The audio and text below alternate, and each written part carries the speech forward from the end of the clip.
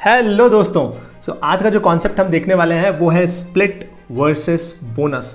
बहुत बार हमारे माइंड में कंफ्यूजन होता है कि स्प्लिट क्या है, बोनस क्या है और इसका बिहाइंड द सीन पूरा कैसे चलता है और इसका एग्जैक्ट इम्पैक्ट किस तरीके से आता है। वो सारी चीज़ें हम इस पर्टिकुलर वीडियो में देखने वाले हैं। और आपका जो एकदम मोस्ट कॉमन क्वेश्चन है कि लोकेश, स्प्लिट और बोनस मोटा मोटी सेम ही लगते हैं और शेयर प्राइस एडजस्ट हो जाता है, तो हमें इसका फ़ायदा कैसे मिलता है। तो I am going to explain everything and it's very very important thing. आप इस पूरे वीडियो को शांति से देखिए। अगर एक बार में नहीं समझ में आता तो 2 से 3 बार एक बार विजिट करके देखिए। उसके बाद भी नहीं समझ में आता तो आप क्वेश्चंस ज़रूर टाइप करिए वीडियो के नीचे। तो चलिए अपने व्हाइट बोर्ड पे चलते हैं और स्प्लिट एंड बोनस इस पूरे कॉन्सेप्ट को अनलॉक करते हैं। Okay, so here we are. सबसे पहले हम लोग कुछ मिनिमम पैरामीटर सेटअप करेंगे, उसके बाद ही आपको समझ में आएगा कि स्प्लिट क्या है और बोनस क्या है। सपोज करो आपने एक जूस सेंटर ओपन किया, उसकी जो टोटल कॉस्ट आई आपको, मान के चलो अभी के लिए कुछ हम सिंपल नंबर लेंगे, 200 रुपीज है। पूरी कंपनी की वैल्यू 200 रुपए। बहुत सिंपल है, आई नो बहुत छोटा नंबर है, बट ये कैलकुलेशन के लिए बहुत ईजी है। अब इसको नंबर ऑफ शेयर्स में कन्वर्ट करना है, तो आप एक बेस वैल्यू मानते हो, यू नो, कि ये इसका एक मिनिमम शेयर प्राइस तो इतना तो होना चाहिए, एंड दैट बेस जो नंबर है उसी को हम कहते हैं फेस वैल्यू। ठीक है, याद रखो ये चीज, फेस वैल्यू। सपोज करो आपने माना कि मेरा फेस वैल्यू 10 रुपया होगा, मतलब एक शेयर का कीमत मिनिमम 10 रुपया तो होगा। तो टोटल कंपनी 200 रुपए की है, फेस वैल्यू 10 रुपए का है, तो नंबर ऑफ शेयर कितने होंगे? नंबर ऑफ शेयर्स कितने बन जाएंगे? 20। ये तो बहुत स्ट्रेट फॉरवर्ड है, नीट एंड क्लीन है। अभी तक हम स्प्लिट एंड बोनस पे आए नहीं है, बट अगर आपको ये कॉन्सेप्ट नहीं पता होगा तो स्प्लिट एंड बोनस कंफ्यूजिंग लगेगा या दोनों एग्जैक्टली सेम लगेगा, जबकि दोनों में एक बहुत बड़ा बेसिक डिफरेंस है। ठीक है, यहां तक हम लोग सेम पेज पे हैं। टोटल नंबर ऑफ शेयर 20 है, टोटल कंपनी की वैल्यू 200 रुपया है, फेस वैल्यू 10 रुपया है। क्लियर? सपोज करो ये कंपनी लिस्ट होती है। ठीक है, जब कंपनी पहली बार मार्केट में आएगी, अपने आप को लिस्ट कराएगी, लिस्ट कराने के बाद 1 साल बाद हम क्या देखते हैं? After 1 year. ठीक है, आफ्टर 1 ईयर क्या होता है? आफ्टर 1 ईयर इसका जो एक शेयर का प्राइस है, ठीक है, शेयर प्राइस, ये हो जाता है 500 रुपीज। 500 रुपीज। तो ये 500 रुपीज का मतलब ये है कि इसमें से 10 रुपया फेस वैल्यू है। ठीक है, जो हमने यहां पे लिखा था 10 रुपया फेस वैल्यू है, विच इज 10 रुपया फेस वैल्यू प्लस 490 रुपीज का सिक्योरिटी प्रीमियम है। याद है जब हमने कंपनी शुरू की थी तो बेसिक वैल्यू 10 रुपए की रखी थी एक शेयर की, लेकिन आज कंपनी चूंकि इतना अच्छा कर रही है कि लोग 500 रुपया देने को रेडी हैं, तो इसलिए कहा जाता है यहां पे कि इसमें से 10 रुपया फेस वैल्यू है और 490 रुपीज इसका प्रीमियम है। ठीक है, ये क्लियर हो गया? सो ये मैं रफ कर रहा हूं, 500 रुपीज का शेयर प्राइस हो गया। अब इसी वक्त कंपनी के पास कैश भी रखा हुआ है, ये पॉइंट नोट कर लो। 1 साल बिजनेस किया ना, तो इस बिजनेस से कंपनी को बहुत सारा प्रॉफिट आया और कंपनी के पास 1000 रुपए का कैश जनरेट हो गया। ठीक है, 200 रुपए की कंपनी हमने शुरू की थी, आज कंपनी की वैल्यू बढ़ती जा रही है, 500 रुपए शेयर प्राइस है और 20 टोटल नंबर ऑफ शेयर है, तो टोटल कंपनी की वैल्यू 10,000 रुपए हो गई। उसमें से 1000 तो कंपनी के पास कैश ही रखा हुआ है। यहां तक क्लियर है? ग्रेट। अब सबसे इजी वाला कॉन्सेप्ट देखते हैं। सबसे पहले स्प्लिट, कि स्प्लिट क्या है। 1 साल के बाद हमने देखा शेयर प्राइस 500 रुपया पहुंच गया। कंपनी ने यह रियलाइज किया कि 500 रुपया होने की वजह से बहुत सारे शेयर होल्डर्स इसको बाय और सेल नहीं कर पा रहे, क्योंकि प्राइसिंग थोड़ा थोड़ा बढ़ते जा रहा है। एग्जाम्पल के लिए मैं आपको बताता हूं, जब भी हमारी रियल लाइफ में किसी भी चीज की कीमत अचानक से बहुत बढ़ जाती है तो हम उसको पार्ट में तोड़ देते हैं। ठीक है, एग्जाम्पल के लिए सोना इतना महंगा होते जाता है कि हम उसको 1 ग्राम, 2 ग्राम, 3 ग्राम में खरीदते हैं, मतलब हम उसको तोड़ते जाते हैं। ताकि हम आसानी से उसको खरीद या बेच सकें। ये हम रियल लाइफ में करते हैं। गोल्ड को हम 1 किलो 2 किलो के भाव में नहीं खरीद सकते, है ना, क्योंकि बहुत महंगा हो जाएगा, तो उसको हम तोड़ देते हैं। एग्जैक्टली उसी तरीके से जब धीरे धीरे कंपनियों को ऐसा लगता है कि ये शेयर कंपैरेटिवली थोड़ा एक आदमी के लिए खरीदने बेचने में थोड़ा महंगा लग रहा है, तो इसको एक काम करते हैं, तोड़ देते हैं, स्प्लिट कर देते हैं। स्प्लिट सबसे पहले इजी वाला कॉन्सेप्ट मैं आपको बता रहा हूं, स्प्लिट। ठीक है, कंपनी क्या करेगी, इसको स्प्लिट कर देगी। अब स्प्लिट करते वक्त कंपनी ये सोच रही है कि चलो 500 रुपीज का शेयर है, टोटल कंपनी की वैल्यू 20 शेयर्स एंड 500 का वैल्यू, तो 20 इंटू 500 अगर मैं कर रहा हूं तो सिंपल 10,000 रुपीज का टोटल कंपनी का वैल्यू। सपोज करो आज 10 मार्च है और कंपनी ने बोला कि भाई इसको हम स्प्लिट करेंगे, तोड़ेंगे, ताकि लोगों को इजी हो।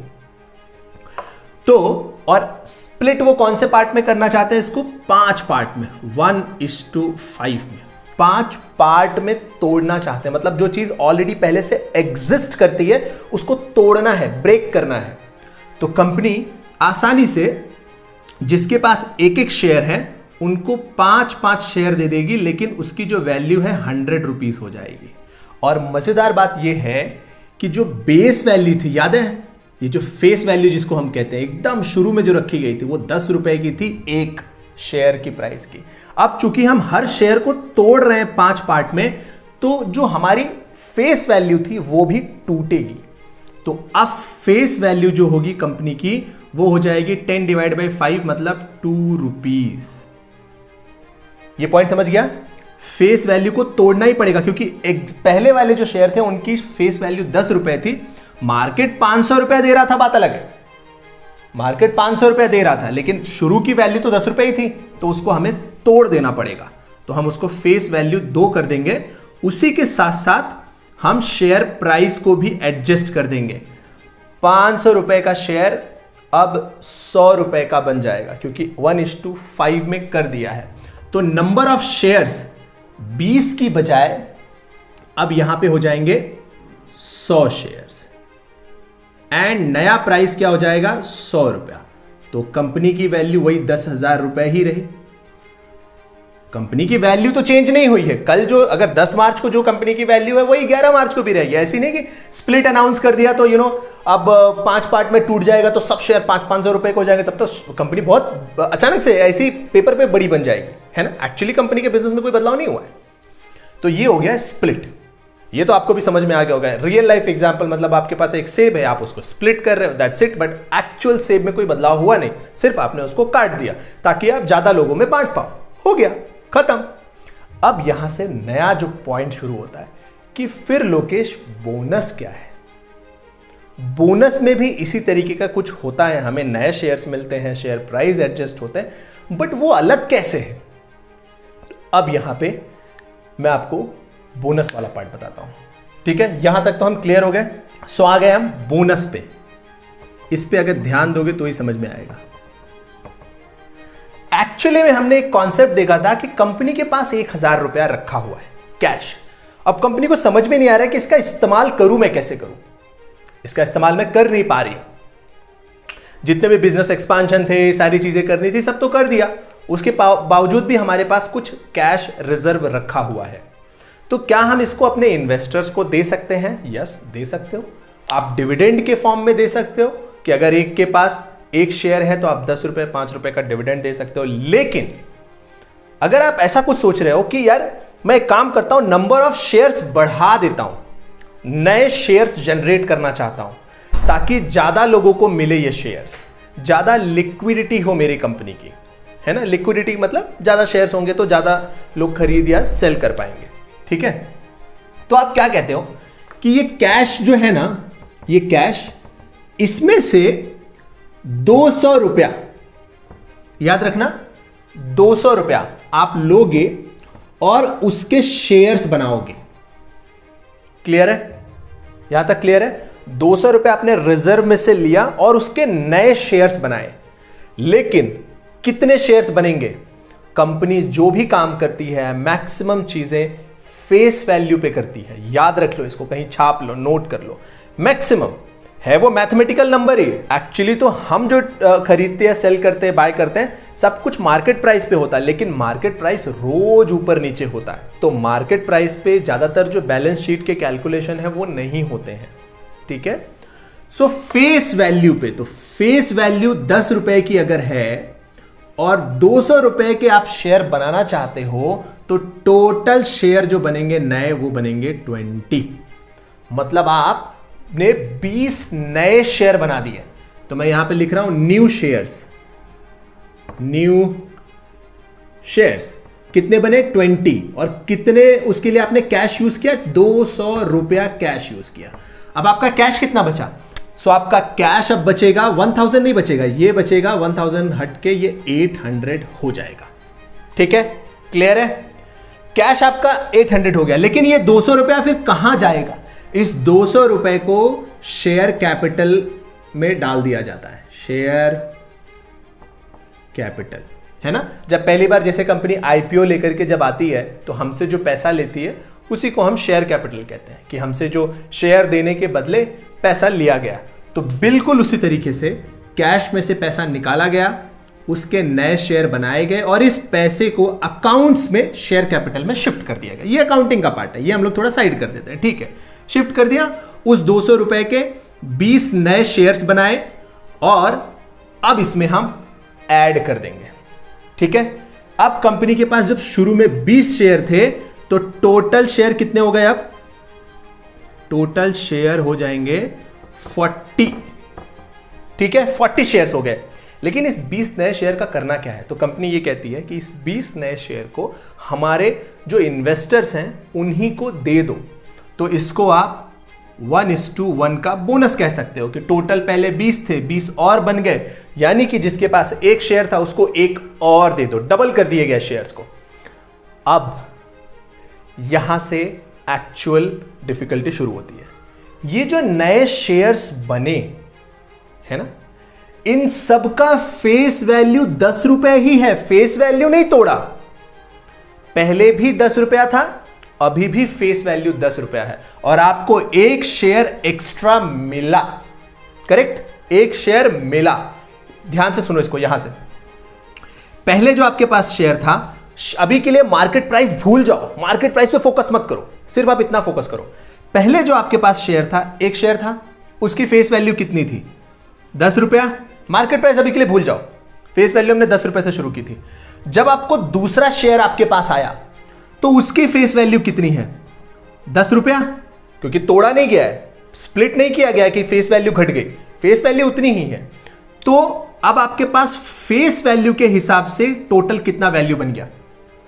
20 रुपया। जबकि आपने प्राइस कितने शेयर्स का पे किया हुआ है? सिर्फ एक का। यह बात अलग है, आपने मार्केट प्राइस पे किया हुआ है, ठीक है। अब अगर सपोज करो आपने सिर्फ फेस वैल्यू प्राइस पे किया होता, आपने मार्केट प्राइस पे नहीं किया होता, आपने फेस वैल्यू प्राइस पे किया होता, फेस वैल्यू पे आपको शेयर मिलते, तो आपको ये शेयर तब बोनस एक्चुअली लगता कि हाँ यार ये तो बोनस मिला है, फ्री का शेयर्स आया है। एक्चुअली हम जो ज्यादातर जो बाइंग या सेलिंग करते हैं वो मार्केट प्राइस पे करते हैं, इसीलिए हमें ये बोनस लगता नहीं है। हमें लगता है कि यार ये तो सिर्फ शेयर प्राइसेस को काटा जाता है। एक्चुअली यहां पे भी शेयर प्राइस को काटा जाएगा अभी। तो ये फेस वैल्यू के हिसाब से फ्री हो गया, ये क्लियर हो गया। लेकिन लेकिन लेकिन ध्यान से सुनो, कंपनी अभी भी 10,000 रुपए की ही है, कंपनी में बदलाव नहीं हुआ है। तो शेयर प्राइस 500 रुपया नहीं रहेगा, शेयर प्राइस को तोड़ना पड़ेगा। शेयर प्राइस अगर एक के ऊपर एक बोनस मिला है, इट मींस एक एक्स्ट्रा शेयर अगर आपको मिला है, तो जो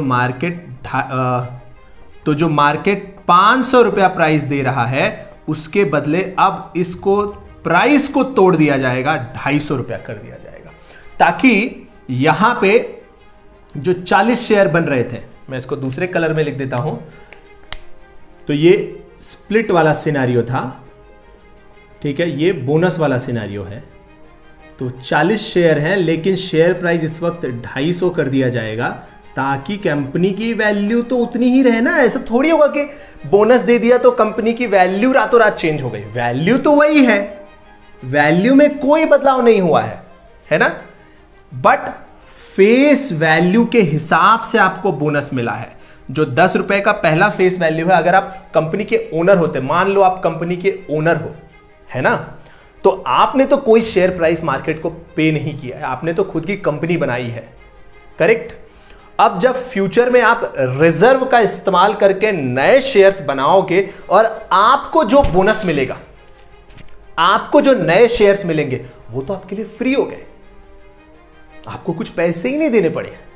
एक्चुअली कंपनी के रिजर्व से निकल के आए वो शेयर, है ना, इसीलिए उसको बोनस कहा जाता है। लेकिन हम जो रिटेल इन्वेस्टर्स हैं वो मार्केट से खरीदते हैं, तो मार्केट प्राइस के हिसाब से हमें वो बोनस नहीं लगता। हमें लगता है यार मतलब इसमें क्या बोनस है, ये तो 500 रुपए का था, इसको तोड़ के 250 कर दिया। अरे तोड़ना पड़ेगा ना, क्योंकि कंपनी में कोई बदलाव नहीं हुआ है, ओवरऑल कंपनी तो उतनी ही है ना।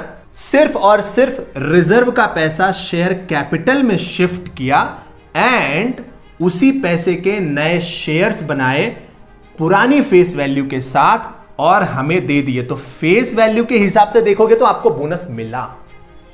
शेयर प्राइस जो मार्केट प्राइस है उसके हिसाब से आपको लगेगा कि नहीं ये तो स्प्लिट के जैसा ही बिहेव कर रहा है, बट एक्चुअली में आपको बोनस मिला। सो ये बेसिक फर्क है स्प्लिट वर्सेस बोनस का। स्प्लिट तो आपको एकदम समझ में आ गया कि एक ही सेब था उसको तोड़ दिया, लेकिन यहां पे नया सेब लेकर के आया गया। लेकिन नया सेब लाने के लिए कहीं से कुछ तो पैसा देना पड़ेगा ना भाई।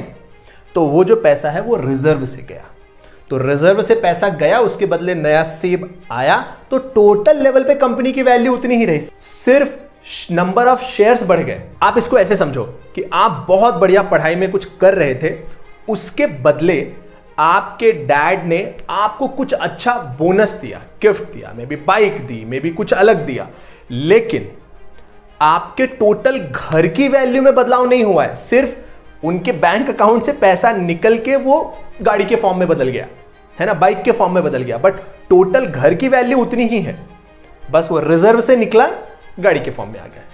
तो आपके लिए वो बोनस है, एज अ सन आपके लिए वो बोनस है कि मुझे बाइक मिली, बट आपकी फैमिली के नजर से देखा जाए तो आपके टोटल फैमिली की वैल्यू मोटा मोटी उतनी ही है ना। बिल्कुल उसी तरीके से कंपनी की वैल्यू उतनी ही है, सिर्फ रिजर्व का इस्तेमाल करके आपको नए शेयर्स दिए गए, वो भी फेस वैल्यू के हिसाब। अब आपका एक क्वेश्चन होगा कि लेकिन लोकेश ये बोनस और स्प्लिट का कोई फायदा तो होता नहीं है, शेयर प्राइस आधे हो जाते हैं या उसके हिसाब से एडजस्ट हो जाते हैं, हमारे पोर्टफोलियो में तो कोई बदलाव नहीं आता। तो मैं आपको बताता हूं बहुत बड़ा बदलाव आता है, बहुत बड़ा बदलाव आता है, और वो हम अपनी कंप्यूटर स्क्रीन पे समझेंगे कि एग्जैक्टली कैसे वो आपके लिए बेनिफिशियल है, ठीक है। सो ये हम अपने कंप्यूटर स्क्रीन पे आ गए हैं। सपोज करो आपने एक कंपनी का 100 शेयर खरीदा, ठीक है, और जो उसका शेयर प्राइस था वो 20 रुपीज था, क्लियर है। अब तो टोटल वैल्यू जो होगा आपका 2000 रुपए का होगा, जाहिर सी बात है, आपने 20 रुपए में 100 शेयर खरीदे तो टोटल वैल्यू आपने 2000 की खरीदी। कुछ समय बाद कंपनी ने अनाउंस किया कि हम अपना शेयर स्प्लिट करने वाले हैं, ठीक है। अभी के लिए दोनों शब्दों को मैं एक मान रहा हूं, स्प्लिट एंड बोनस, ठीक है। सो क्या होगा कि सपोज करो 1:2, हर बार चलते हैं कि ये डबल होगा, ठीक है। तो अगर ये इसको स्प्लिट करते हैं, मान लो इसको 200 शेयर्स में इन्होंने बना दिया, विच इज हर शेयर के बदले एक नया शेयर जनरेट कर दिया, तो शेयर प्राइस को ये एडजस्ट कर देंगे। शेयर्स, नंबर ऑफ शेयर्स आपके 200 हो गए, लेकिन शेयर प्राइस आधा कर दिया जाएगा ताकि आपका वैल्यू लेवल पे उतना ही रहे। अभी हमने व्हाइट बोर्ड पे समझा कि स्प्लिट क्यों करते हैं, ताकि लिक्विडिटी बढ़े, ताकि ज्यादातर लोग इसको ट्रेड कर पाए या खरीद पाए, है ना। तो शेयर प्राइस कम कर दिया जाता है, लेकिन नंबर ऑफ क्वांटिटीज बढ़ा दी जाती है। तो वैल्यू टोटल लेवल पे वही रही, लेकिन नंबर ऑफ शेयर जो है वो 200 कर दिए गए।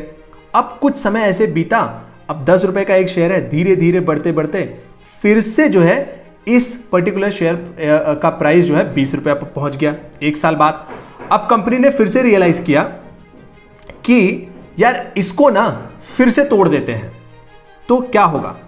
अब इसको याद है आपके पास 200 शेयर बचे हैं अभी भी, तो अगर 200 शेयर बचे हैं तो आप यहां पे देख सकते हो कि 200 शेयर्स और 20 रुपए के हो गए, तो आपका टोटल वैल्यू 4000 का हो गया, करेक्ट, टोटल वैल्यू 4000 का हो गया।